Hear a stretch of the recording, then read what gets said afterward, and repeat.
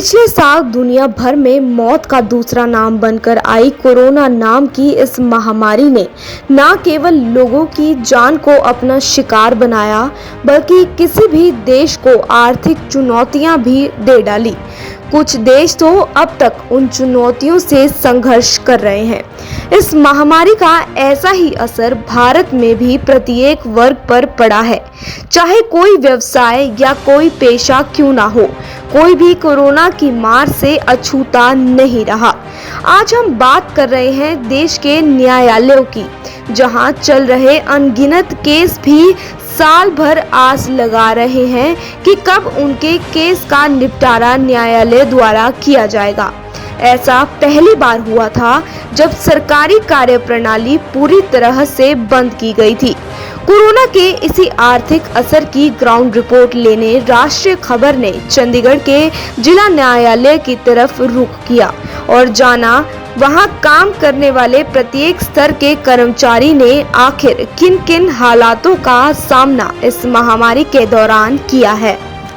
Corona काल में लगा लॉकडाउन एक अभिशाप ही नहीं, एक महामारी ही नहीं, बल्कि एक आपातकाल बनकर सामने आया। इस लॉकडाउन के दौरान सिर्फ आम वर्ग ही नहीं, निम्न वर्ग ही नहीं, हमारा पूंजीपति वर्ग यानी हम कहें कि व्यापारी हुए या जिनका जो छोटा मोटा काम था, छोटे मोटे बिजनेसमैन थे, या कि हमारा पढ़ा लिखा तबका जिसमें डॉक्टर्स या फिर डॉक्टर्स की तो खैर कोरोना काल में कमाई हुई होगी, लेकिन न्याय दिलाने वाले वकील या शिक्षक जो कि प्राइवेट स्कूलों में जॉब कर रहे थे, उनका क्या हाल हुआ, ये सब किसी से भी अछूता नहीं रहा।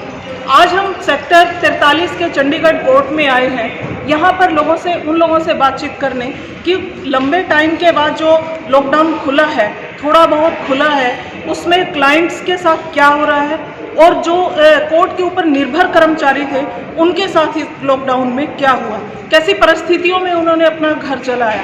जो जूनियर्स हैं यहाँ के या जो क्लर्क्स हैं, बहुत सारे जो लोग हैं डिपेंड होके इन पे अपना खर्चा चलाते हैं, उनका इस लॉकडाउन में क्या हुआ। आइए देखते हैं सेक्टर 43 के चंडीगढ़ कोर्ट। हेलो मैम, क्या नाम है मैम आपका? मेरा नाम मंजीत कौर है। आप किस तरह के केस डील करते हैं मैम? मैं डिस्ट्रिक्ट कोर्ट 43 चंडीगढ़ में प्रैक्टिस करती हूँ और ज़्यादातर मेरे पास मैट्रिमोनियल केसेस हैं और पॉक्सो के जो बच्चे चाइल्ड पॉक्सो अब्यूज़ के विक्टिम्स होते हैं उनकी तरफ से भी उनकी कंपनसेशन के केसेस करती हूँ। ओके।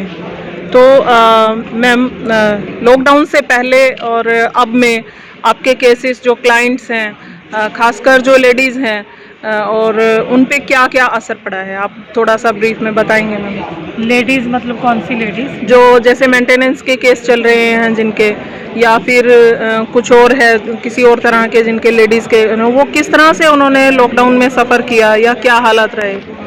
मैम, जहाँ तक लेडीज़ के केसेस का सवाल है, खास करके जो मैट्रिमोनियल डिस्प्यूट्स हैं, ब्रोकन फैमिलीज़ की जो लेडीज़ हैं, उनकी कंडीशन, जो अगर उनके कोर्ट केसेस की बात करें तो वो पहले भी लॉकडाउन से पहले भी कोर्ट्स बहुत सेंसिटिव नहीं हैं उनके प्रति, उनके खर्चे के प्रति। 4-4 महीने की डेट बढ़ जाती है, 3-3 महीने की, 4-4 की, जबकि मंथली मेंटेनेंस लगा होता है। अगर उनसे पूछे कि जिसको मेंटेनेंस मिलेगा तब वो अपनी रोटी पानी करेगी, जुगाड़, किराया देगी अगर वो रेंटेड अकोमोडेशन में रह रही है। तो पहले भी बुरा ही हाल था, लेकिन लॉकडाउन में तो ऑलमोस्ट जो 8-9 मंथ्स हाँ जी कोर्ट्स बंद रही हैं, जैसे हमारी कोर्ट बंद रही है। हाँ जी। और इसमें तो बिल्कुल ही डेट्स, अब तक भी ब्लाइंडली कोर्ट्स डेटें डाल रही हैं। ओके। बहुत ज़्यादा रिक्वेस्ट करके, एप्लीकेशंस मूव करके केस फाइल टेकअप होती है और अपोजिट काउंसिल समटाइम्स अवॉइड करते हैं। मतलब इस दौरान जिन औरतों को मंथली गुजारा भत्ता, जिसको मेंटेनेंस सब्सिस्टेंस अलाउंस बोलते हैं, चाहे वो 125 CRPC के अंडर हो या डोमेस्टिक वायलेंस के केसेस हों, उसके अंडर जो मिलता है उनका बहुत बुरा हाल है। मेरी ही पता नहीं कितनी क्लाइंट्स हैं और जानकार लोग हैं जिनको और किराया भी देना है, रोटी पानी का जुगाड़ भी करना है, बच्चों की फीसेस भी देनी है, अब स्कूल भी फीस मांगने लगे हैं। लेकिन कोर्ट्स अभी भी बहुत ज़्यादा कुछ क्रांतिकारी तरीके से उनके फेवर में कुछ कर नहीं रही हैं जी। और आपको मैं एक और बात बता दूं, अब जो हम केस भी फाइल कर रहे हैं, हाँ जी, 3-3 महीने की डेट तो सिर्फ सम्मन दूसरी पार्टी को सर्व कराने में पड़ जाती है। ये सारा लॉकडाउन की वजह से है मैम? लॉकडाउन की वजह से भी है, लेकिन मैं टोटलिटी में कहना चाहूँगी कि कोर्ट्स बहुत ज़्यादा सेंसिटिव ही नहीं है। एक लेडी खर्चे के लिए कोर्ट में आ रही है कि मुझे मंथली खर्चा चाहिए, उसकी संबंध की आप 3 महीने की डेट डाल दोगे, फिर हस्बैंड आया नहीं आया, फिर 3 महीने की डेट पड़ जाएगी, साल 1.5 साल तो इसी चक्कर में निकल गया, फिर रिप्लाई नहीं फाइल होएगा, फिर ऑर्डर नहीं होगा। और अच्छा दूसरी बात, मेरा एक केस है जिसमें ऑर्डर वो मतलब बंदा हाई कोर्ट में भी उसका केस एक बार डिसमिस हो गया था। 22-23 लाख रुपए का मेंटेनेंस ड्यू है, उसकी एग्जीक्यूशन करवानी हमारे लिए इतनी इम्पॉसिबल हुई, लॉकडाउन की वजह से हम कुछ नहीं कर पाए। समहाउ कोर्ट ने मेरी जो वीडियो कॉन्फ्रेंसिंग के थ्रू ट्रीट किया, कोर्ट ने काफ़ी सुनवाई के बाद वारंट्स जारी किए। फिर वो वारंट, आपको पता पुलिस को कैसे हम लोग टरका देते हैं, हाँ जी, किन किन कंसिडरेशन पे पुलिस काम करती है उस पे है। और उस औरत के बेचारी किराया भी पड़ा है, उसका मकान मालिक उसको धमकियां दे रहा है, राशन पानी नहीं है, नियर नज़दीक के। तो ये आपके तो एक एडवोकेट का अपने क्लाइंट से हमेशा अटैचमेंट रहता है, तो इन औरतों ने अपना गुजारा चलाया कैसे? मैम चलाया कैसे, मैंने तो अपनी कई क्लाइंट्स की खुद फाइनेंशियल हेल्प की है। ओके। दूसरा, कईयों को जैसे गुरुद्वाराज हैं, कुछ ऐसी संस्थाएं हैं, उनके थ्रू करवाई है। ओके। मतलब कि चलो उनको राशन पानी तो हो जाएगी। जी मोदी जी, ऐसा जी कोरोना के दौरान स्ट्रगल फाइट बहुत करना पड़ा है, क्योंकि मेरे को पैसे की इनकम तो खत्म हो गई थी, दुकानें बंद हो गई। हाँ जी, मैंने लोगों से पैसे मांग के अपना काम शुरू किया, बाद में पैसा देता रहा, उनको भी अपना भी काम चलाता रहा। तो स्ट्रगल फाइट अभी भी चल रही है। लोगों से उधार लेना पड़ा आपको? लेना पड़ा, क्योंकि बैंक से लोन मिलता नहीं है गरीब लोगों को। बिल्कुल। जबकि मोदी का सपना भी लोन मिलना चाहिए, पर ऐसा सिस्टम चल रहा नहीं है। ठीक तो है, सेकंड ये क्या, प्राइवेट बैंक वाले या प्राइवेट सेक्टर वाले पैसे देते हैं, उनका ब्याज बहुत महंगा होता है। बिल्कुल सर। वो लोग क्या करते हैं, 7,000 रुपये देते हैं, 10,000 रुपये लेते हैं और 4 चेक लेते हैं हमसे बैंक। तो 4 चेक का मतलब ये होता है कि कल अगर हमको 8,000 देने वाला है, कर्जा लेना महंगा पड़ सकता है। क्यों फिर वो लोग क्या करते हैं, ब्लैकमेल करते हैं ठीक कि है, आप हमारे कस्टमर हो, हमसे पैसे लेना। अगर किसी और से पैसे लेते हैं तो कोर्ट केस करते हैं हमारे ऊपर झूठे, ठीक है। 4,000 चेक लगा दिया, फिर मैं टोर्चर परेशान करते हैं। तो मतलब मजबूरी हमारे दोनों बहुत का है। बहुत धन्यवाद आपका। ठीक है सर। तो ठीक है। हरजीत है। हरजीत, हाँ जी। अच्छा, ये कितने दिनों से कैंटीन चला रहे हो आप? मैं 2 साल से चला रही हूँ। अच्छा, हाँ जी। तो आपके घर में कौन कौन है मैम? मेरे हस्बैंड है, मेरे 2 बच्चे हैं। अच्छा, हाँ जी। तो आपके घर का खर्च क्या इसी कैंटीन से चलता है या और कोई अर्निंग्स? हाँ जी मैम, मेरे हस्बैंड का काम भी जैसे कैब का था और भी है, इसी से ही चलता है हमारा घर। बच्चे हमारे पढ़ रहे हैं। अच्छा, हाँ जी। कितने बच्चे हैं मैम? 2 बच्चे हैं मेरे। अच्छा, हाँ जी।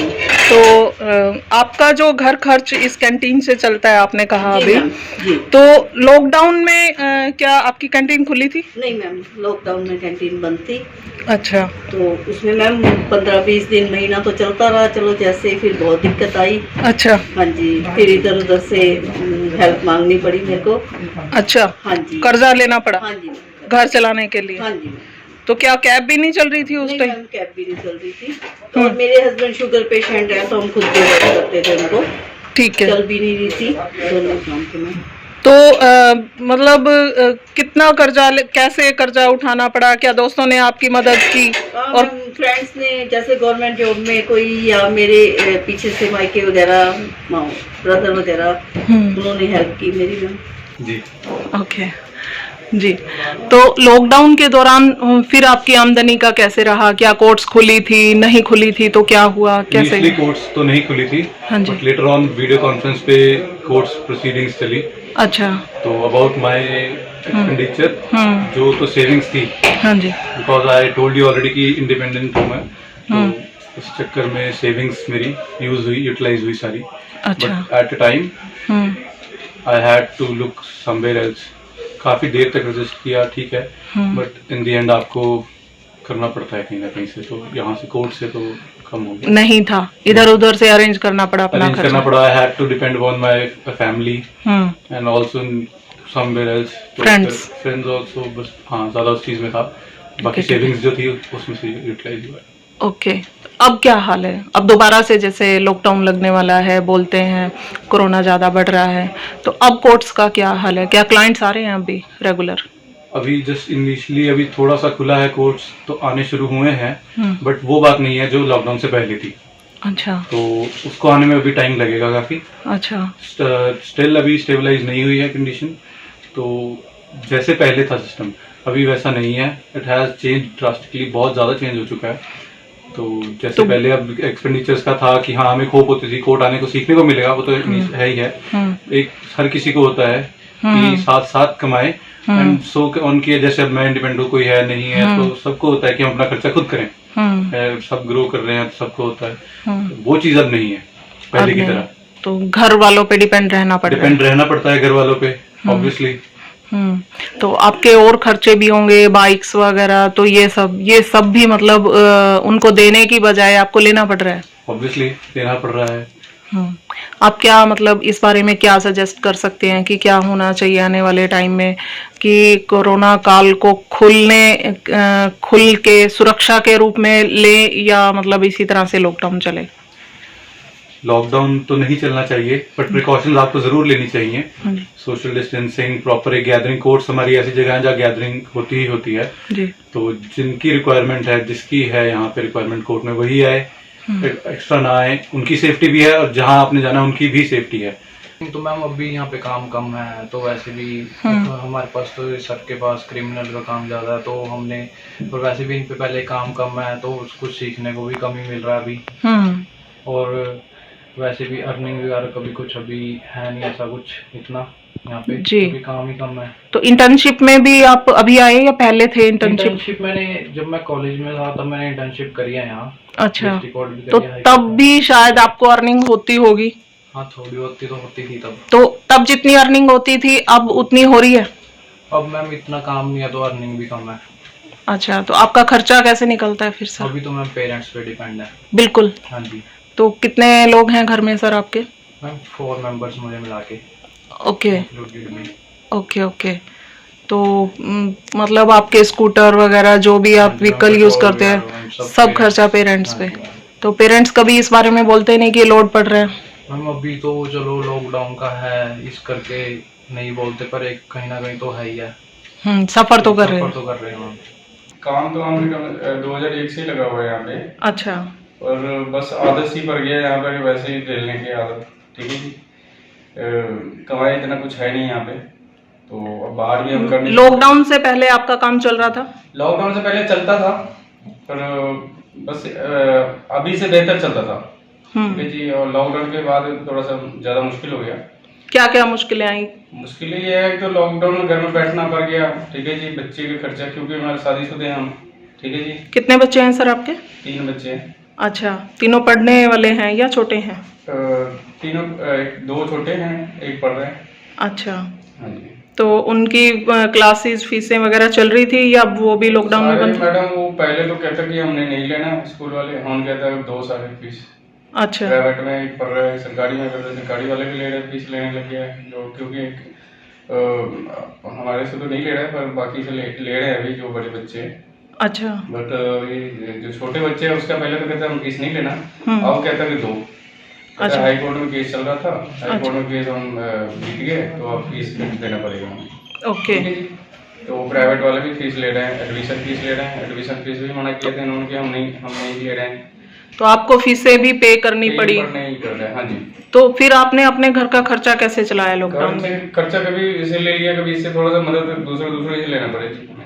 अच्छा, कोई एक्स्ट्रा काम भी नहीं कर? कोई काम नहीं हुआ है लॉकडाउन में मैम। और खर्चा मैम रिश्तेदार से उधार लेना पड़ेगा, और कोई काम अगर करने जाते थे तो काम मिलता नहीं था, क्योंकि वहाँ फिर नए से स्टार्ट करना पड़ता था, वो रखते नहीं थे। और हमें कोर्ट में का काम आता है, तो इसके अलावा मैं आगे वही पढ़ गई थी कि कोर्ट का सारा काम आता है, तो बाहर में मिलने का काम काफ़ी ज़्यादा दिक्कत होगी। और नया काम करने के लिए भी पूंजी चाहिए? काम के लिए मैम पैसे चाहिए, पूंजी चाहिए, वो तो फिर लॉकडाउन के बाद तो वैसे ही नहीं पैसे बचे हुए थे। तो रिश्तेदारों ने भी एक टाइम पे आके पैसे मांगने उन्होंने भी स्टार्ट कर दी।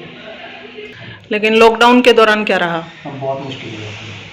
क्या मुश्किलें आई आपको? मुश्किल मैम ये कि अपने इनकम भी नहीं निकल रही थी, ना अपना खर्चा निकल रहा था, कि पड़ोसियों से फ्रेंड से मांग के सर्कल चलाना पड़ रहा था, जो लोन वगैरह ले रखा था उसमें भी प्रॉब्लम आ रही थी, तो बहुत मुश्किल सा था लॉकडाउन।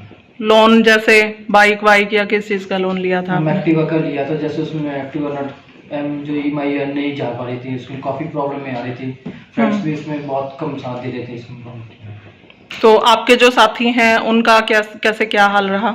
उनका सेम ही था जैसे। बट चल रहा था मुश्किल से थोड़ा। घर में कौन कौन है आपके? फादर है, मदर है, ब्रदर है। अच्छा, मतलब आपके अलावा कमाने वाला और भी है? बट मैम उनका भी सेम था प्रोसीजर, मैम सैलरी वगैरह आ नहीं रही थी उनकी भी। अच्छा। मुश्किल से उनका भी सैलरी का चल रहा था उसमें। तो आप मैरिड हो? अनमैरिड है।